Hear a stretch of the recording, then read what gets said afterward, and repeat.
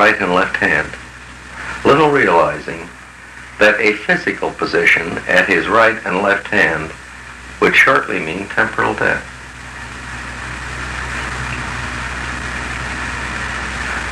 This is a very human feeling. The two apostles of Jesus, whom the papers say we might reverently consider stupid, they could never have passed a mental Wasserman test. The Alpheus twins. When Jesus talked about proclaiming himself openly to the world, these two sweet, naive characters said, "Master, when you proclaim yourself openly to the world, what special manifestations will you reserve for us, the initiates?" There is a craving to be a part of the esoteric, which stands in contrast to the exoteric. Those two words derive from the Pythagorean school in South Italy. The esoteric were the initiates. The exoteric were the folks that studied on the periphery. Let's consider human destiny. I want to eclipse this question if I can. There are spirit-fused mortals. These are real low-down guys. Never get outside of the local universe. There is a very rare character called a sun-fused mortal who doesn't go any farther than the super-universe. Then there are us heron folk, the adjuster-fused mortals, God's elect. We go all the way.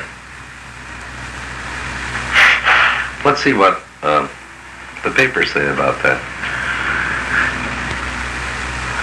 In the final analysis, it would hardly be proper to use the words greater or lesser in contrasting the destinies of the ascending orders of sonship.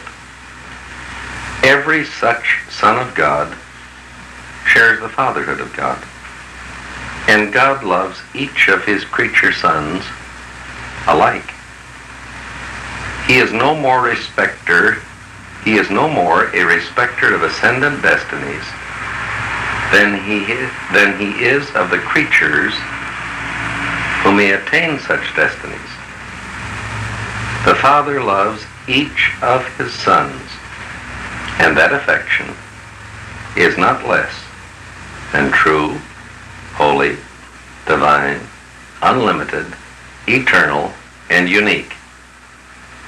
A love bestowed upon this son and that son, individually, personally, and exclusively. And such a love utterly eclipses all other facts. Sonship is the supreme relationship of the creature to the Creator.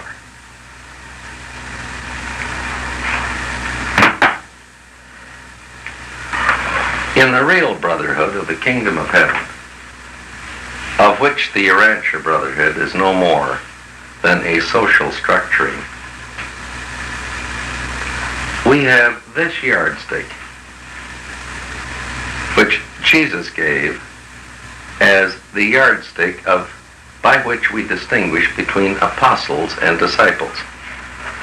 And this is not a yardstick which the Urantia brotherhood can ever define or set forth.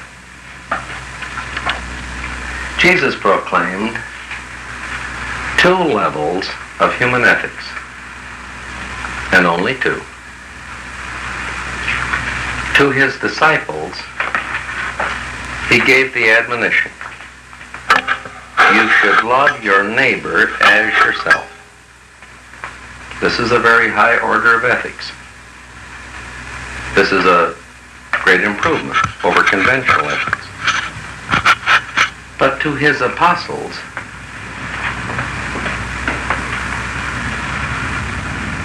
he gave an entirely different plan of ethical thinking.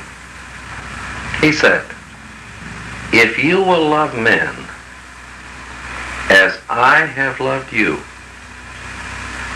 This kind of fatherly love, not brotherly love, fatherly love, will be your unimpeachable credentials of representing me.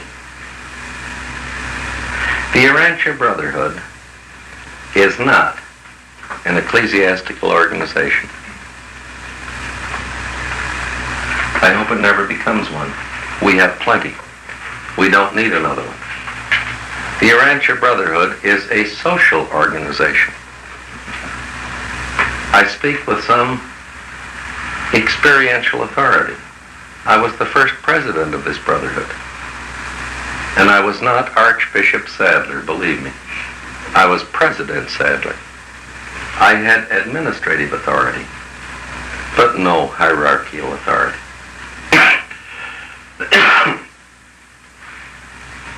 In the brotherhood of man, you can distinguish between apostles and disciples.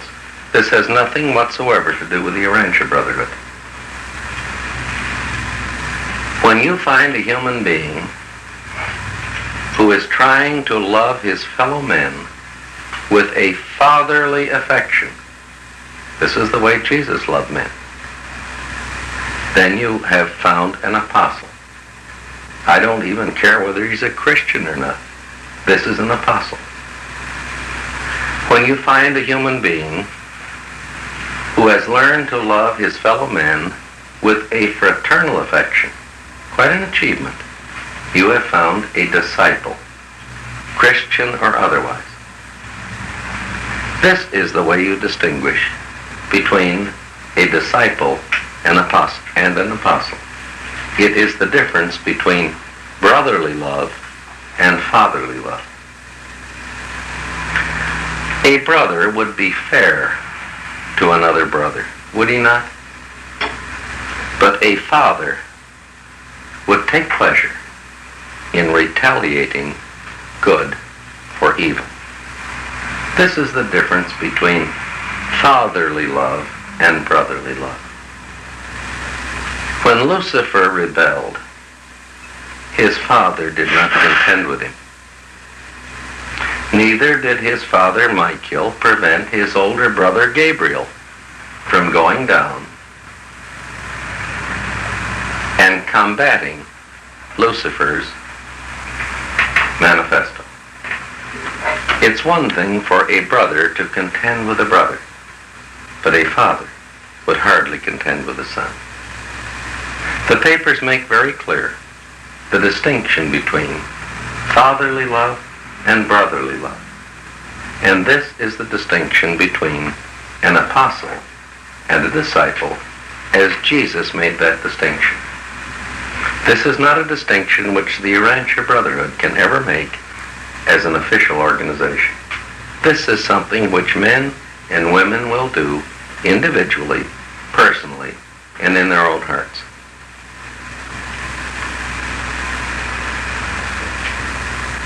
There is a distinction, but I don't think it has anything whatsoever to do with the Urantia Brotherhood. It has to do with the kingdom of heaven and the brotherhood of man, which is something altogether larger. You know, when he said to the 12, if you will love men as I have loved you, these will be your credentials. And Jesus loved not as a brother, he loved as a father. The many religions of Urantia are all good to the extent that they bring men to God and bring the realization of the Father to men. It is a fallacy for any group of religionists to conceive of their creed as the truth. Such attitudes bespeak more of theological arrogance than certainty of faith. There is not a Urantia religion that could not profitably study and assimilate the best of the truths contained in every other faith.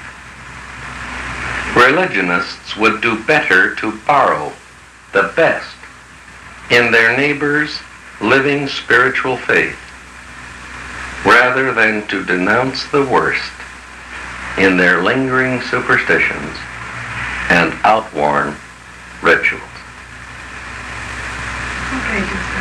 Page 1012. All these religions have arisen as a result of man's variable intellectual response to his identical spiritual leading. They can never hope to attain a uniformity of creeds, dogmas, and rituals. These are intellectual, but they can, and someday will, realize a unity in true worship of the Father of all. For this is spiritual, and it is forever true. In the Spirit, all men are equal. You know, that's a new charter of liberty in religious thinking on this world. It's a little difficult. It's going to hurt the immediate spread of the Urantia book and the immediate spread of the Urantia Brotherhood, because it deprives any thinking Urantian of the tremendous stimulus to action which we could have if we believed that we were the heron folk, the cosmic heron folk, God's chosen people. You know, you either have the blue book or you don't make it. Now that's par for the theological course today, isn't it? You're dipped, fine, you can make it. And if you're sprinkled, you can't. Jehovah's Witnesses testify to this point. But the time has come to be honest. The time has come to be sophisticated in the larger sense of the word. The time has come to have a religion which can appeal to thinking, rational people.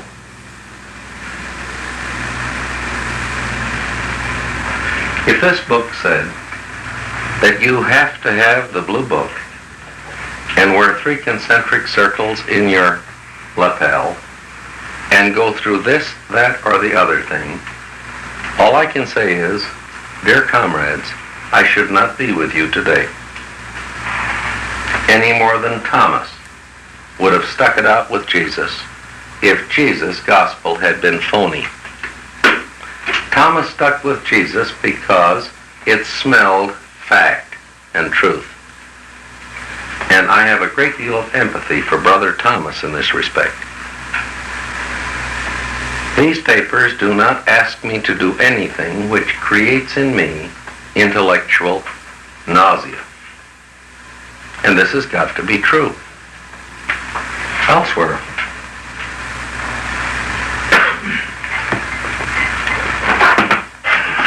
if you are sincere in your worship of God, it doesn't make a heck of a lot of difference what you call him.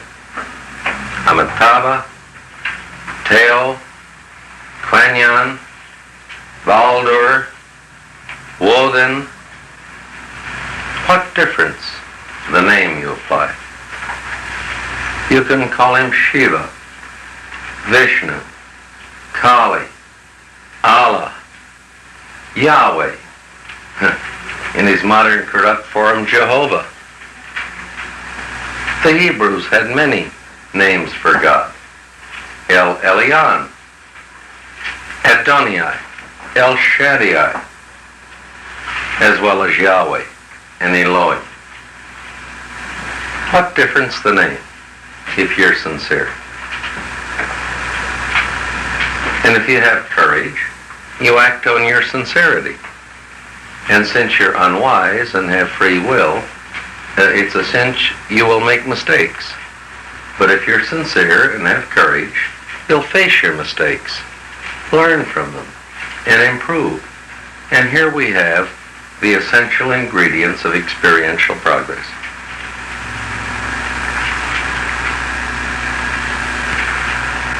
I hope the Urantia Brotherhood never commissions either apostles or disciples. I'm sure that they will in part do both, because they cannot escape the mores of the middle of the 20th century. Is this bad? Yeah, that's evil. Do we compromise with evil? Yep, we do. How can I be sure that we do? Jesus did. Jesus could not escape the mores of the first century A.D. There are two bad concepts which Jesus eventually compromised on. Number one, the Messiah. Please remember the word Messiah and the word Christ originally had exactly the same meaning. They insisted he was the Christ. He insisted he was not. Finally, he gave up. He said, all right, I am the Christ, but not the kind of a Messiah, not the kind of a deliverer you're looking for. He couldn't change the thinking of the 12. Compromise number two. They insisted on calling it the kingdom of heaven. He could not get them not to call it the kingdom of heaven. And so finally he went along with the idea of the kingdom of heaven. The term Christ, the concept kingdom of heaven, was dictated to Jesus by the 12 and the disciples. He could not escape the grooved thinking of the first century A.D. Neither will the Brotherhood wholly escape the thinking grooves which are characteristic of the middle of the 20th century A.D. Correct? Yes, at the bottom of page 435. The keys of the kingdom of heaven are sincerity, and more sincerity. All men have these keys. Men use them. Advance in spirit status by decisions, by more decisions, and by more decisions.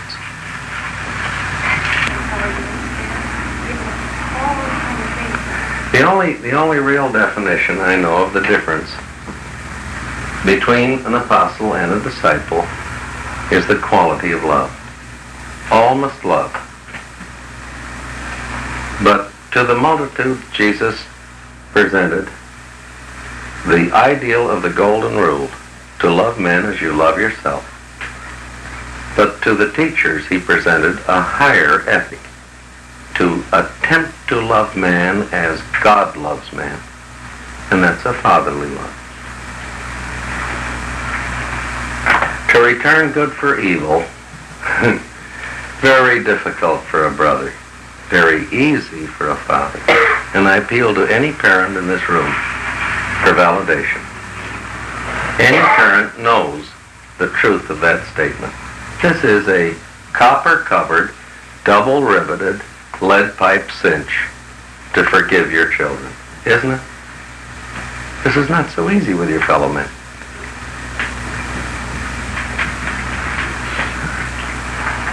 We've come a long ways from the Trinity of Trinities. We're getting down into what I call the guts of religion.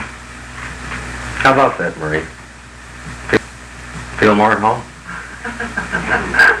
I feel more at home every minute. You see, we can not only play on the piccolo, but we attempt the trombone. I'll tell you where I have a little bit of trouble in the forum and in the Urantia Society. I happen to be a pretty religious guy, but I'm a little bit shy on this subject. I can talk about theology, but there are things that boil around inside my gut that are so private that I can't talk about them. They're intimate. It's like discussing one's sex life in public, if you know what I mean. And I just am not the kind of a religious extrovert that can wear sackcloth and ashes and discuss the affairs of my soul. So, please, this is my private life. I have it, and we'll nibble around the edges of it. But I can't discuss it with the same intellectual candor and freedom that I can the metaphysics and the philosophy of the papers. I have very strong feelings about God, but I haven't got any words for it. You know what I mean? In other words, I'm never going to be a good preacher, because a preacher can yak about this and I can't. In terms of my personal, intimate religious life, I'm an introvert. I'm embarrassed. It's very real, very precious, very growing. But I can't talk about it. It's an intimate thing. I'll tell you it's there, though. I can yak like crazy about the philosophy of these papers. Let's kick around a couple of these Mirage illustrations of multi-equivalence of human philosophy on page 556, 13. Stars are best discerned from the lonely isolation of experiential depths, not from the illuminated and ecstatic mountaintops. That's true. Poetry. Huh? Poetry. If you go deep enough in a well, even in daytime, you can see the stars. Sometimes you have to get real low down in order to see real high up. This to me illuminates that statement. The greatest affliction in all the universe is never to have been afflicted. I love this too. Difficulties may challenge mediocrity and defeat the fearful, but they only stimulate the true children of the Most High. Listen, you want to know something? I'm an awful lot like David Zebedee. I don't know whether I'd have thought so much of Jesus as a teacher in the boat shop at Capernaum, but maybe if he was a good mechanic, he would have made sense. But I take very literally what they say in these papers. When they say that before you get to Havana, you've learned to feast on uncertainty, to fatten on disappointment. I don't think this is any figure of speech. You remember what it was, Nathaniel or Thomas, when they were talking to Rodin, not long before Palm Sunday, when they talked about the future of Jesus. And one of them says, even now he speaks about his death, some mystical reference to his future glorification. You see, they were hearing. This is what Jesus meant when he says, he who has an ear to hear, let him hear. The words, the sound waves hit their ears, but they didn't register. I think they mean what they say when they say, feast on uncertainty, fatten on disappointment, invigorate in the presence of difficulties, exhibit indomitable courage when confronted with the inexplicable and immensity. Blind and unforeseen accidents do not occur in the cosmos. In the largest sense of the word, there are no accidents. In the paper on the early evolution of religion, they make a very intriguing statement. They say, chance is a word which men use, which means they are either too ignorant or too indolent to find out why. If you could really figure out causation, you would eliminate the word chance. In the larger sense of the word, there are no accidents. But in detail, it also says, neither do the celestial beings assist the lower beings, the lower being who refuses to act upon his light of truth. The best illustration I know is one that we looked at today. Until the twins decided to flee, the life carriers couldn't help them. But when they did decide to flee, the life carriers told them which direction to go. because the twins had no Rand McNally Atlas.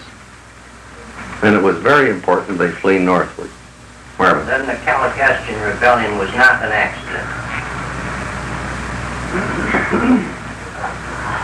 As far as the first level of the firehouse is concerned, yes. On the higher levels, I'm not so sure. Probably not. Finitely, it was unpredictable. Super finitely, when you go outside of time, Marvin, then you know the end from the beginning. But this has nothing to do with the free will choice of a human being in the stream of time. I'm sure that God knows in advance whether the Tennessee mountaineer is going to whip the bar or take a beating, but the mountaineer doesn't know, does he? And for that matter, neither does the bear. One of my favorites, there's several in here, to enjoy privilege without abuse, to have liberty without license, to possess power, and steadfastly refuse to use it for self-aggrandizement. These are the marks of high civilization. Incidentally, this is the principle which guided Jesus' 6 decisions out in the 40 days after the baptism. He had power, and he steadfastly refused to use it for self-aggrandizement. He used it a few times, but never for self-aggrandizement. And number 11 I love. The weak indulge in resolutions, but the strong act. Life is but a day's work. Do it well. The act is ours. The consequence is God's.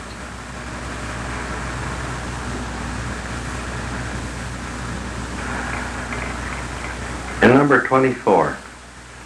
The destiny of eternity is determined moment by moment by the achievements of the day-by-day living. The acts of today are the destiny of tomorrow. And here to me is the great principle of teaching, the greatest I have ever heard. The argumentative defense of any proposition is inversely proportional to the truth contained. Jesus said, "You shall know the truth, and the truth shall make you free." He did not say, "You shall know the facts, and the facts shall make you free." May I dip into my industrial experience a little bit? One of the biggest things I try to communicate to industrial management is the difference between fact and truth. It's what Jesus so magnificently demonstrated when he never answered the carpenter's question at Jaffa, "Do you think the big fish ever really did swallow Jonah?" He never descended to the level of fact, did he? I want to dramatize this difference because this is a very tough thing to deal with. In general, I think, in planning your strategy, you better have your facts. But in executing your strategy at the level of tactics, you better deal with attitude. And here's where truth is important.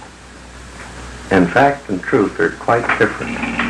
As the papers say, facts don't change, but truth is ever changing. These are words. Let me illustrate. I spent a long time getting these two stories. And please, I'm dramatizing. And you've got to oversell your point to dramatize it. Can we have fact without truth? I offer this for your consideration.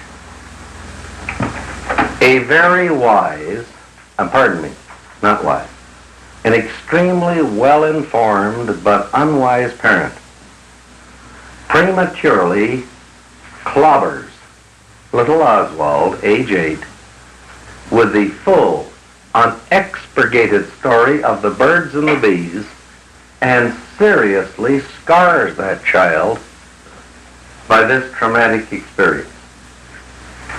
This story could be exquisitely factual. I submit it is not true. The child was damaged by these facts. I offer this as fact without truth. That one wasn't so tough, but I'm telling you, truth without fact took longer. But maybe this will suggest it to you. Please, I'm not trying to define. I'm trying to convey feeling.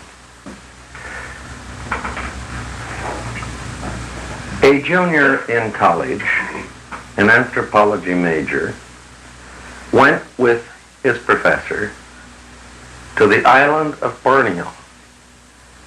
And there, up in an upland valley, spent the whole of the summer vacation with a Stone Age tribe, studying their language, their mores, their artifacts, their cultural level. And they left. 9 years later, this young man, now associate professor of anthropology in another university, headed a field expedition to the same upland valley, the same tribe. And the old chief was still alive and remembered him. And he looked at him and he said, "You big man, your tribe now." To which the associate professor replied, "Yes." "How many wives you have?" The unhesitating reply, 6. "What cost these women?" Without the bat of an eyelash, the reply, 10 cows each. You big man, your tribe. Truth without.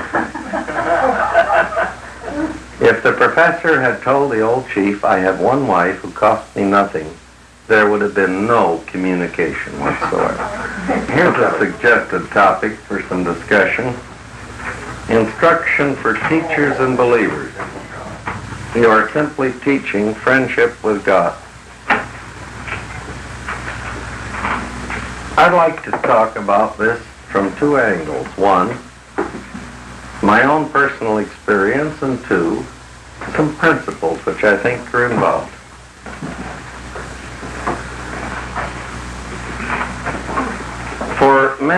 First let me speak personally.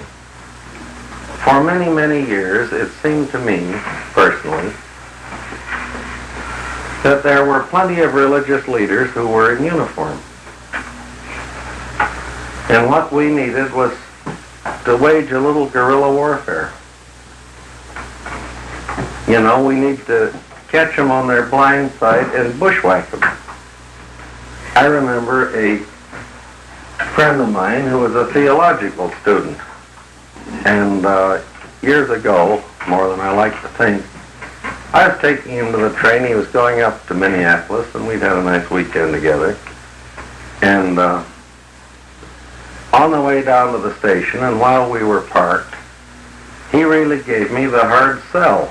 I should listen to the call, you know. And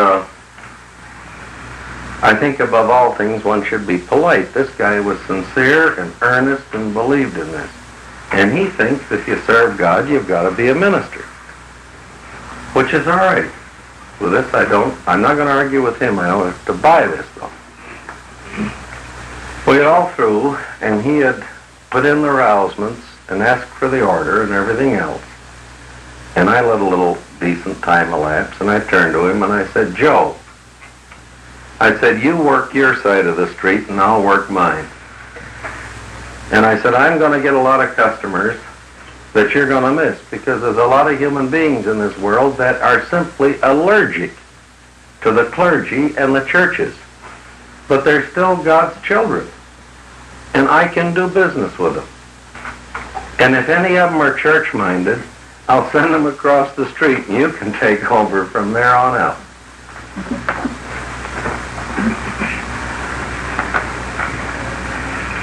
I am not recommending this course of action to any of you people. I am merely sharing my thinking and my feeling with you. I am a layman. I'm going to stay that way all my life. I would be uncomfortable in any other capacity. You follow me? As a layman and as a businessman, I'm in a lot more potent position to recommend religion than if I'm anything other than a layman. I'll never forget, we may have touched on this earlier this week, I'll never forget the old hard-boiled engineer that was all turned inside out in his relationships with people. And I didn't think that anything I could offer him would work fast enough this side of prayer. This happened in my office on Michigan Avenue. And I said to him, I said, Joe, I think there's only one way you can get straightened out, and that's to pray. He says, Jesus H. Christ, what did you say? I said, pray. I'm not swearing, I'm quoting. This whole thing loses its flavor, you know. Well, he says, you mean, now I lay me down to sleep? He says, for Christ's sake, he says, I haven't prayed since I was a kid. I said, that's all right. I said, you need some help. And I said, I think you ought to talk to the boss about some help. My God, he says, it's from you. You see, I'm getting through to this guy. If my collar were turned around, I couldn't sell this fellow this bill of goods. But I'm a fairly hard-boiled business consultant. He wasn't looking for this in my office. Well, he says, how do you pray? I said, talk natural. Oh, no, he says, I couldn't talk to God that way. I said, why not? I said, talk to God like you talk to your foundry superintendent. He says, that way? I said, sure. I said, I don't think the Almighty cares what words you use. Well, he thought a minute. He says, well, could you kind of give me a start on this praying business? I said, sure. I said, here's the way I'd talk to God if I were you. I would say, dear boss, as you can see, I am in a hell of a fix.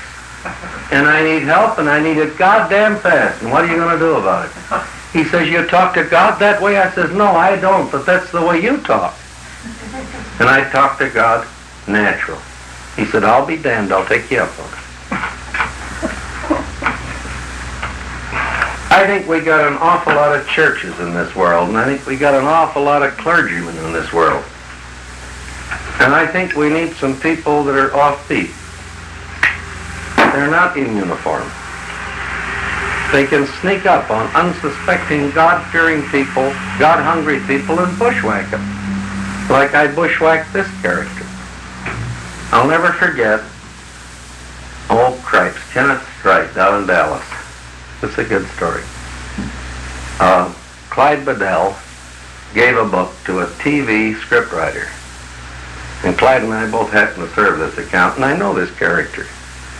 And I think Clyde, all I did was shake my head and say, Clyde wasted $12. This guy just, well, he doesn't qualify on the first statement in the Sermon on the Mount. He isn't hungry. He thinks he's got it made.